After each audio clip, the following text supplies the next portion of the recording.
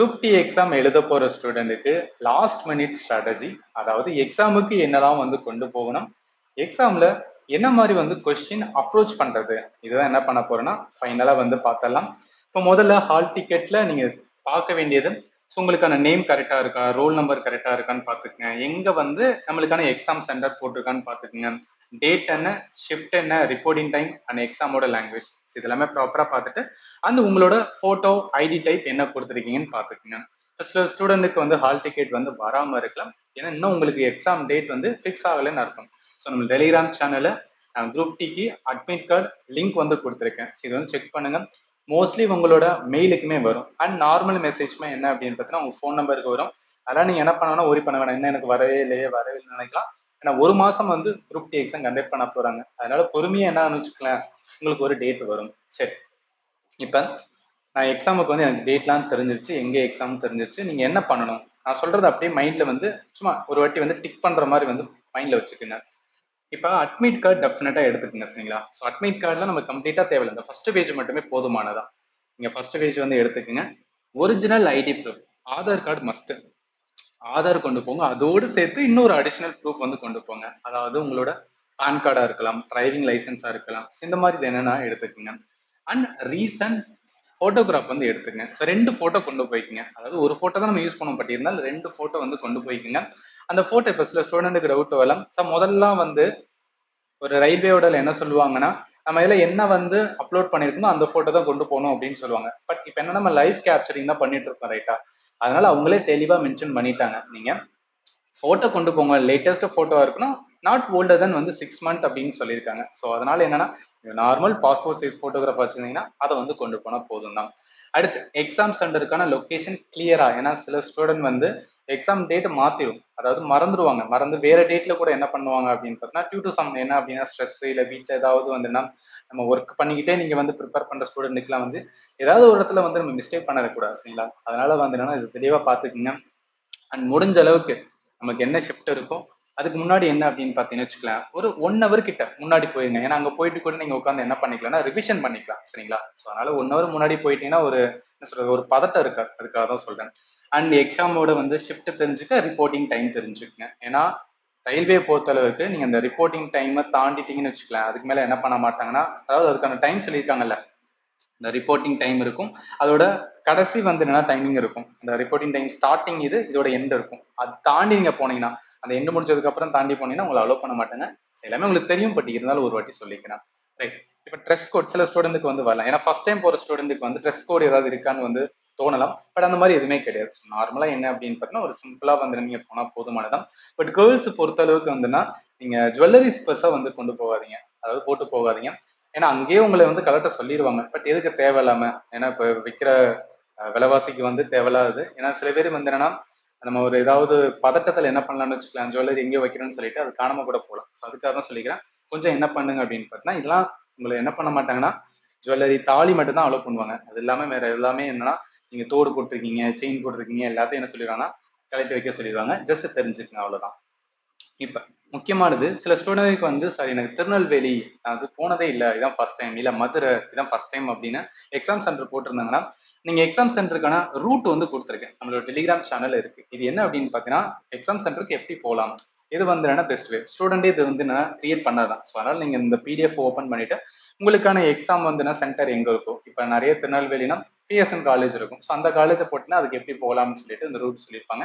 அதை நீங்க வந்து சும்மா ஒரு வாட்டி பார்த்துக்கலாம். நீங்க கூகுளில் போட்டாலும் வரும், இல்லை நீங்க சாட் ஜிபிடி ஜெமினில போட்டாலும் என்ன அப்படின்னு பார்த்தீங்கன்னு வச்சுக்கலாம், உங்களுக்கு ப்ராப்பரா ரூட் சொல்லும். பட் இருந்தாலும் இப்படி ஒன்று இருக்கு, அது நீங்க தெரிஞ்சுங்கன்னு சொல்லுங்க. ஏதாவது டவுட் இருந்துச்சு அப்படின்னா தாராளமா கேளுங்க. சரி, இப்ப முக்கியமானது இதுதான். அதாவது எக்ஸாம்ல நான் என்ன பண்ணணும் அப்படின்னு பார்த்தீங்கன்னா, ஃபர்ஸ்ட் ஆஃப் ஆல் நல்லா கவனிங்க. நீங்க ஒரு டாப்பரா இருந்தாலும் சரி, இல்லை ஒண்ணுமே தெரியாத இருந்தாலும் சரி, நீங்க என்ன பண்ணணும் அப்படின்னா முதல் ஈஸியான கொஸ்டின் தான் வந்து ஃபர்ஸ்ட் என்ன பண்ணணும்னா ஆன்சர் பண்ணணும். அதாவது நம்ம ஆன்சர் பண்ணுவோம், ஒவ்வொரு கொஸ்டினாக தான் வந்து ஆன்சர் பண்ண போகும். அதுல ஈஸியான கொஸ்டின் இருக்கா, டக்கு டக்குன்னு போங்க. ஒரு கொஸ்டின் தப்பா இருக்கா, இல்ல ஒரு கொஸ்டின் வந்து என்னன்னா எனக்கு டிஃபிகல்ட்டா ஃபீல் ஆகுதா, ஜஸ்ட் ஸ்கிப் பண்ணிட்டு அடுத்த கொஸ்டின் போங்க. ஏன்னா நம்ம வந்து என்ன பண்ண போறோம், இல்ல அதை கம்ப்ளீட்டா விட போறதில்லை, இப்போதைக்குன்னு ஹோல்ட் பண்ணிருக்கோம். அடுத்து என்ன பண்ணிக்கலாம்னா ஈஸியான கொஸ்டின் முடிச்சுட்டு வந்ததுக்கு அப்புறம் ஹார்டான கொஸ்டின் வந்து பார்த்துக்கலாம், சரிங்களா? இப்ப கொஸ்டின்ஸ் வந்து நல்லா கவனிங்க. ஒரு ஈஸி கொஸ்டினுக்கு 30 to 40 செகண்டை தாண்டி போகுதுன்னா நீங்க அந்த கொஸ்டினை ஸ்கிப் பண்ணிடணும். அது ஒரு ஈஸி கொஸ்டின் இல்லை அப்படின்னு சொல்லி நீங்க ஸ்கிப் பண்ணிட்டு அடுத்து போகணும். எதுக்காக சொல்ல வரனா, இது எதுல வந்து ஒர்க் ஆகும் அப்படின்னு பார்த்தீங்கன்னு வச்சுக்கலாம். இப்ப நீங்க ஜிகே டாபிக், அதாவது ஜிகேல வந்துன்னா நம்மளுக்கு மோஸ்ட்லி கரண்ட் அஃபேர் அப்படின்னு தான் வந்து நம்ம யோசிச்சுட்டு இருக்கோம். அண்ட் ஆல்சோ வந்துன்னா சயின்ஸ்ல சில ஃபார்முலா பேஸ்ட் கொஸ்டின்ஸ்லாம் வரும்போது என்ன அப்படின்னு பார்த்தீங்கன்னா கொஞ்சம் டைம் எடுக்கலாம். பட் எப்போதும் ஞாபகத்தில் வச்சுக்கணும், ஒரு ஈஸி கொஸ்டினுக்கு வந்து 1 minute தான் மேக்ஸிமம். ஸோ 1 minute என்ன பண்ணக்கூடாது அப்படின்னு பார்த்தீங்கன்னா தாண்டக்கூடாது. ஸோ இது ஆல்வேஸ் வந்துன்னா ரிமூவ் பண்ணிக்கோங்க. ஒரு ஹார்டான கொஸ்டின், இப்போ மேத் கொஸ்டினாக போறீங்க, அட்வான்ஸ் மேத் வருது, நீங்கள் அட்வான்ஸ் மேத்ல வந்து ஸ்டாட்டிஸ்டிக்ஸ் சம்மந்தப்பட்ட ஏதாவது ஒரு கொஸ்டின்ஸ் வந்து வருதுன்னு வச்சுக்கலாம். அந்த மாதிரி இதுக்குள்ள என்ன பண்ணலாம் அப்படின்னா கொஞ்சம் டைம், அதுக்குமே என்ன அப்படின்னா 2 நிமிஷத்தை தாண்டி போகுது, 2.5 நிமிஷத்துல வந்து தாண்டி போச்சுன்னா அப்பயே நீங்க என்ன பண்ணுன்னா அதை விட்டுட்டு அடுத்த கொஸ்டின்ஸ் வந்து போகணும். ஸோ இதெல்லாமே உங்களுக்கு தெரியும். பட் இருந்தாலும் இது என்ன சொல்லுவாங்கன்னா ரீடிங் சொல்லுவாங்க, ஃபர்ஸ்ட் ரீடிங் செகண்ட் ரீடிங் சொல்லுவாங்க. ஃபர்ஸ்ட் ரீடிங்ல ஈஸியான கொஸ்டின் 1 minute வந்து என்னால ஆன்சர் பண்ண முடியுதா, அதெல்லாத்தையும் டக்கு டக்குன்னு ஆன்சர் பண்ணிட்டு போகணும். ஏன்னா நீங்க ஈஸியான கொஸ்டின் எல்லாமே ஆன்சர் பண்றீங்க அப்படின்னா அதுக்கு கரெக்டான ஆன்சர் வரும்போது உங்களுக்கு ஒரு எக்ஸ்ட்ரா ஒரு மோட்டிவேஷன் கிடைக்கும். அதனாலதான் சொல்றது. அண்ட் ஒரு டிஃபிகல்ட்டான கொஸ்டின்ஸ் இருக்கு. ஃபார் எக்ஸாம்பிள் சம்டைம்ஸ் ரீசனிங்லே ஏதாவது ஒரு டிஃபிகல்ட் கொஸ்டின்ஸ் இருக்கும், அதுலயே நீங்க என்ன பண்ணிடக்கூடாது, உட்காந்துருக்கூடாது. இல்ல ஒரு மேத் கொஸ்டின்ஸ் இருக்கும், அதுல டிஃபிகல்ட் இருக்கும், உட்காந்துருக்கூடாது. ஜஸ்ட் என்ன பண்ணுங்க, ஒரு டிஃபிகல்ட்டா ஃபீல் ஆகுதா டக்குன்னு விட்டுட்டு அடுத்து போங்க. ஏன்னா ஈஸியான கொஸ்டின் அடுத்தடுத்து இருக்கலாம். நம்ம நிறைய மார்க் டெஸ்ட் போடும்போது நீங்க எல்லாருமே ஃபீல் பண்ணிருப்பீங்க. ஃபர்ஸ்ட் வந்து ஹார்டான கொஸ்டின் இருக்கிற மாதிரி இருக்கும், பட் பின்னாடி போனா ரொம்ப ஈஸியான கொஸ்டின்லாம் இருக்கும், அதெல்லாம் விட்டு வந்துட்டு இருக்கும். ஸோ அதனால வந்து என்னன்னா டிஃபிகல்ட் கொஸ்டின்லேயே வந்து இது பண்ணிடுறாங்க, இந்த கொஸ்டினை அட்டன் பண்ணிட்டு தான் ஆன்சர் பண்ணிட்டு தான் போவேன் அப்படின்னு மட்டும் வந்து மைண்ட் செட் வைக்காதீங்க. அண்ட் ஏதாவது ஒரு டவுட்ஃபுல் கொஸ்டின்ஸ் இருந்துச்சுன்னா நம்மளுக்கு ஒரு அட்வான்டேஜ், ஆன்லைன்ல எக்ஸாம் எழுதுக்கான ஒரு அட்வான்டேஜ் என்னன்னா நீங்க ரிவ்யூ கொடுத்துக்கலாம் ரைட்டா. இப்ப நம்ம வந்து என்னன்னா ஒரு பேப்பர் பென்னா தான் என்ன பண்ணணும் அப்படின்னா, ஐயோ எந்த கொஸ்டின் நான் பண்ணேன்னு தெரியலையே அப்படின்னு சொல்லிட்டு முடிச்சிட்டு இருக்கோம். பட் இங்க ஆன்லைன்ல நீங்க கரெக்டா ரிவ்யூ கொடுத்தீங்கன்னா நம்ம என்ன டைம் இருக்கும்போது டக்குன்னு திருப்பி வந்து என்னன்னா சால்வ் பண்ணிக்கலாம் ரைட்டா. எலிமினேஷன் மெத்தட் நிறைய யூஸ் பண்ணுங்க. பர்டிகுலரா எலிமினேஷன் மெத்தட் எதுல யூஸ்ஃபுல்லா இருக்கும் அப்படின்னா ரீசனிங்ல அண்ட் மேத். ரீசனிங்ல நிறைய இதுல எலிமினேஷன் மெத்தட் வந்து நீங்க டக்குனா ஈஸியாவே வந்து என்னன்னா கொண்டு போகலாம். அண்ட் பிளைண்டா கெஸ் பண்ணாதீங்க. அதாவது எனக்கு கடைசி வந்து 5 நிமிஷம் தான் இருக்கு, 10 நிமிஷம் தான் இருக்கு, இன்னும் ஒரு 20 கொஸ்டின்ஸ் கிட்ட நான் ஆன்சர் பண்ண வேண்டியன்னு சொல்லிட்டு சும்மா ஏ பி சி அப்படின்னு போட்டு வராதீங்க. ஏன்னா நம்மளுக்கு நெகட்டிவ் இருக்கு. சரி மறந்துடாதீங்க. அண்ட் ஆல்சோ எப்போது என்ன டைமர்ல வந்து மைண்ட் வச்சுக்கலாம். ஓகே நம்ம டைமிங் எவ்வளவு நேரம் இருக்கு, இன்னும் எவ்வளவு நேரம் இருக்குன்னு சொல்லிட்டு ஆல்வேஸ் என்ன பண்ணிக்கோங்கன்னா கால்குலேட் பண்ணுங்க. ஃபர்ஸ்ட் 20 to 25 minutes வந்து என்ன பண்ணுன்னா நீங்க என்ன பண்றீங்களோ அது உங்களுக்கு அப்படி என்ன ஆகும்னா மார்க் ஆகும். ஸோ அதனால ஈஸியான கொஸ்டினை மிஸ் பண்ணிடாதீங்க. கொஸ்டின் ஆர்டரோட ஸ்ட்ராட்டஜி இது வந்து என்னன்னா ஒவ்வொரு ஆளுக்கு சேஞ்ச் ஆகலாம். அதாவது சில ஸ்டூடெண்ட் இப்போ நிறைய பேர் வந்து சயின்ஸ்ல ஓரளவு ஸ்டாண்டர்டா வந்து நான் லேர்ன் பண்ணியிருக்கேன். சயின்ஸ் சில பேர் வந்து ஃபர்ஸ்ட் வைப்பாங்க. ஏன்னா நம்மளுக்கு டக்குன்னு பார்த்தோன்னே ஆன்சர் எடுத்துடலாம். ஏன்னா அதுக்காக தான் வந்து சயின்ஸ் வந்து ஃபர்ஸ்ட் வைக்கிறது. ஸோ அட்டம் ஃபர்ஸ்ட் பண்றீங்கன்னா ஈஸியான கொஸ்டின் எல்லாமே பார்த்து டக்கு டக்குன்னு முடிச்சுட்டு வரலாம். நீங்க சயின்ஸ்ல ஓரளவு நல்லா ப்ரிப்பேர் பண்ணியிருந்தீங்கன்னா சயின்ஸ்ல நல்லா மார்க் வரும்போது ஒரு மோட்டிவேஷன் கிடைக்கும் ரைட்டா. அடுத்து மேத் சில ஸ்டூடெண்ட் என்ன பண்ண மாட்டாங்கன்னா மேத்தல் ஃபைனல் வைப்பாங்க. சில ஸ்டூடெண்ட் ரீசனிங்கை ஃபர்ஸ்டா வைப்பாங்க. எது உங்களோட ஆர்டர் இருக்கு, நீங்க ஆல்ரெடி ஒரு ஆர்டர் வந்து என்னன்னா பிளான் பண்ணிருப்பீங்க, அதன் வயசே போங்க சரிங்களா. ஸோ அதனால நான் சொல்றேன்னு சொல்லிட்டுலாம் வந்து நீங்க பண்ண வேணாம். உங்களுக்கான ஒரு இது ஃபர்ஸ்ட் வந்து என்னன்னா ரீசனிங். ஓகே ரீசனிங் நம்ம ஈஸியா ஸ்கோர் பண்ணிடலாம், அதனால ரீசனிங் ஃபர்ஸ்ட் வைக்கிறது. அடுத்து வந்து சயின்ஸ்ல வந்து நம்மளால ஸ்கோர் பண்ண முடியும். அடுத்து சயின்ஸ். அடுத்து சில ஸ்டூடெண்ட் என்ன பண்ணுவாங்கன்னா ஓகே நான் ஜென்ரல் அவேர்னஸ்ல என்னதான் இருக்கு அப்படின்னு டக்குன்னு ஒரு வாட்டி பார்த்துட்டு அப்புறம் ஃபைனலா என்டையரா என்ன பண்றேன்னா என்னோட டைம் எல்லாத்தையும் மேத்துக்கு நான் வந்து டெடிகேட் பண்ண போறேன் இப்படின்னு சில பேர் பண்ணுவாங்க. பட் சில பேர் என்னன்னா ஓகே மேத் நான் ஃபர்ஸ்ட் எடுக்கிறேன், மேத்ல ஈஸியான கொஸ்டினா டவுட்னு சால்வ் பண்ணிடுறேன், சால்வ் பண்ணிட்டு அடுத்த டைம்ல என்ன பண்ணிக்கிறேன்னா அடுத்தது போறேன் சயின்ஸ் போறேன் அப்படின்னு போங்க. ஏன்னா சில ஸ்டூடெண்ட்டுக்கு மேத்ல வந்து சில்லி மிஸ்டேக் வரும், அதெல்லாம் வந்து மிஸ்டேக் வரக்கூடாதுன்னு சொல்லி தான் ஸ்டார்டிங்லேயே என்ன பண்ணிடணும் ஆரம்பிப்பாங்க. ஸோ இது எல்லாமே ஒவ்வொருத்தவங்களோட இதை பொறுத்து, ஒவ்வொருத்தவங்களோட ஸ்ட்ராங்கர் சப்ஜெக்ட் டிஃபரெண்டா இருக்கும். ஸோ அதனால எந்த இது உங்களுக்கு ஸ்ட்ராங்கா இருக்கோ அதை பொறுத்து என்ன பண்ணுங்க ஃபர்ஸ்ட் அது வந்து என்னன்னா ஆரம்பிச்சு அதுக்கப்புறம் ஒவ்வொன் பை வந்துன்னா நீங்க போகலாம். ரைட். டைம் மேனேஜ்மெண்ட் ரொம்ப ரொம்ப ரொம்ப இம்பார்ட்டன்ட். ஏன்னா நீங்க எல்லாமே அதாவது ரயில்வே எக்ஸாம் இல்லை நீங்க எந்த எக்ஸாம் வந்தாலும் டைம் மேனேஜ்மெண்ட் ரொம்ப ரொம்ப இருக்கணும். நீங்க ஃபர்ஸ்ட் 30 minutes சால்வ் பண்ண போறீங்கன்னு வச்சுக்கோங்க, 30 to 40 கொஸ்டின் சால்வ் பண்ண போறீங்களா, அது அப்படியே ஆட்டோமேட்டிக்கா என்ன ஆகும்னா என்ன சொல்றது ஒரு இதுவுமே மிஸ்டேக் ஆகக்கூடாது. அந்த மாதிரி என்ன ஆகும் டேரக்டா வந்து உங்களுக்கு மார்க் மாதிரி வரும் ரைட்டா. பட் அடுத்து ஒரு 30 minutes இருக்குல்ல, இதுல என்ன அப்படின்னு பார்த்தோம்னா நம்மளுக்கு 4 ஆப்ஷன்ல 2 ஆப்ஷன் எலிமினேட் பண்ணிடுவோம், மிச்சம் 2 ஆப்ஷன் மாதிரி இருக்கும், அந்த இதுல விளையாடுவோம் ரைட்டா. அதுதான் வந்து இந்த மாதிரி இதுல வந்து பார்ப்போம். லாஸ்ட் 30 minutesல டஃப்பான கொஸ்டின்ஸ் இருக்கிறது, நம்மளுக்கு ஏதாவது ரிமைனிங் கொஸ்டின்ஸ் வந்து நம்ம ஏதாவது வந்து கொஞ்சம் என்ன சொல்ல ஹார்டா இருக்கலாம், அந்த மாதிரி கொஸ்டின் நம்ம பாக்குறது, ரிவ்யூ கொஸ்டின் ஏதாவது செட் பண்ணினா அதை வந்து எடுத்து பாக்குறது. ஸோ என்ன சொல்ல வரேன்னா ஒரு மணி நேரம் இருக்கு பாத்தீங்களா, அது சாலிடான அவர். ஸோ அந்த டைம்ல எதுக்குமே என்ன பண்ணாதீங்கன்னா உங்க மைண்ட் ஸ்ட்ரெஸ் ஆகோ இல்ல வந்து என்னன்னா குழப்பிக்கிறாதீங்க. ஃபர்ஸ்ட் 1 hour ரொம்ப ரொம்ப இம்பார்ட்டன்ட். அதுக்கப்புறம் வந்து டியூ டு டைம் கன்ஸ்ட்ரைனால உங்க மைண்டே என்ன ஆகுனா ஒரு மாதிரி ஃபியரை உருவாக்கும். ஓகே, நம்மளுக்கு டைம் கம்மியா தான் இருக்கு அப்படின்னு சொல்லிட்டு டக்கு டக்குன்னு பண்ணணும்னு தோணும். அதனால 1 ஹவரை ரொம்ப சாலிடா மைண்டை காமா வச்சு என்ன பண்ணுங்கன்னா எக்ஸாம் வந்து அப்ரோச் பண்ணுங்க.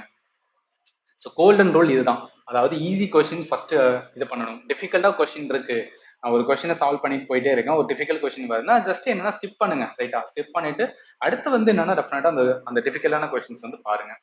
அடுத்து ரிட்டன் லேட்டர், அந்த டிஃபிகல்ட் கொஸ்டின் ரிட்டனா பார்த்துக்கலாம். ஸோ டைமிங்கை ஆல்வேஸ் வந்து வாட்ச் பண்ணுங்க. ஏன்னா சில ஸ்டூடெண்ட் என்ன பண்ணுவாங்கன்னா ஒரு கொஸ்டின் மேத் கொஸ்டின் இருக்குன்னு வச்சுக்கலாம், அது பர்டிகுலரா ஈஸியான கொஸ்டினா தான் இருக்கும். அர்த்தமெட்டிக்ல இப்போ பர்சன்டேஜ் இருக்குன்னு வச்சுக்கலாம், பர்சன்டேஜ்ல எலெக்ஷன் ரிலேட்டடா ஒரு கொஸ்டின் வருது.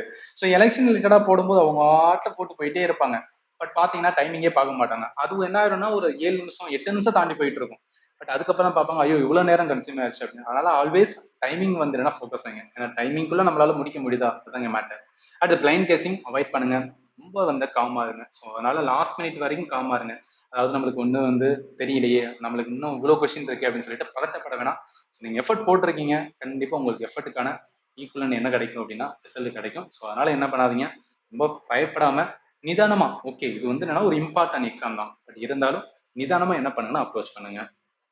அண்ட் ஃபைனலா வந்து நான் ஒன்னே ஒன்று கேட்டுக்கிறேன். சில ஸ்டூடெண்ட்டுக்கு வந்து என்ன அப்படின்னா இன்னமும் கன்ஃபியூஷன்ஸ் இருக்கு. அதாவது ஜிகே டாபிக்ல கரண்ட் அஃபேர் மட்டும் தான் கேட்பாங்களா, இல்லை ஹிஸ்ட்ரி, ஜியாகிரபி, பாலிட்டி, எக்கானமிலாம் கேட்பாங்கன்னு சொல்லி டவுட் இருக்கு. இது யாருக்குமே தெரியல. பட் நான் போன வருஷம் வந்து கேட்டதை வச்சு உங்களுக்கு என்ன பண்ணிதுன்னா கரண்ட் அஃபேர் தான் 20 கொஸ்டின்ஸும் கேட்டிருந்தாங்க. அதனால உங்களுக்கு நான் சொல்லி அதுக்கு எப்படி ப்ரிப்பேர் பண்ணணும்னு சொல்லியிருந்தேன், based on previous year pattern. But இந்த வருஷம் ஃபர்ஸ்ட் நீங்க 3ஆம் தேதி எழுத போறீங்களா, ஃபர்ஸ்ட் ஷிஃப்ட்ல முடிச்சுட்டு வந்த ஸ்டூடெண்ட் சொன்னதை வச்சு தான் நம்ம எல்லாருக்குமே தெரிய வரும், ஓகே எப்படி இருந்துச்சு அப்படின்னு. ஸோ அதனால உங்க ஃபர்ஸ்ட் ஷிஃப்ட் இருந்துச்சுன்னா தயவு செய்து என்ன பண்ணுங்கன்னா, நீங்க அந்த கொஸ்டின் கூட சொல்லணும்னு அவசியம் கிடையாது. ஜிகேல கேட்டாங்களா, அதாவது கரண்ட் அஃபேர் கேட்பாங்க, அதோடு சேர்த்து ஹிஸ்ட்ரி கேட்டாங்களா, ஜியாகிரபி கேட்டாங்களா, எக்கனாமி கேட்டாங்களா என்று சொல்லுங்க.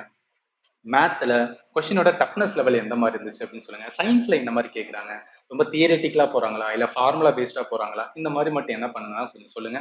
ஏன்னா அந்த ரிவ்யூ மாதிரி நான் கொடுக்கும்போது அடுத்து வர ஸ்டூடெண்ட்டுக்கு அது ரொம்பவே யூஸ்ஃபுல்லா இருக்கும். ஸோ அதுக்காக தான் வந்து சொல்லிக்கிறேன். அண்ட் இப்போ நான் சொன்னதுல ஏதாவது டவுட் இருந்தாலும் நீங்க இந்த வீடியோட கமெண்ட்ல வந்து கேட்கலாம். அண்ட் ஃபைனலி தேங்க்யூ ஃபார் வாட்சிங் and have a nice day.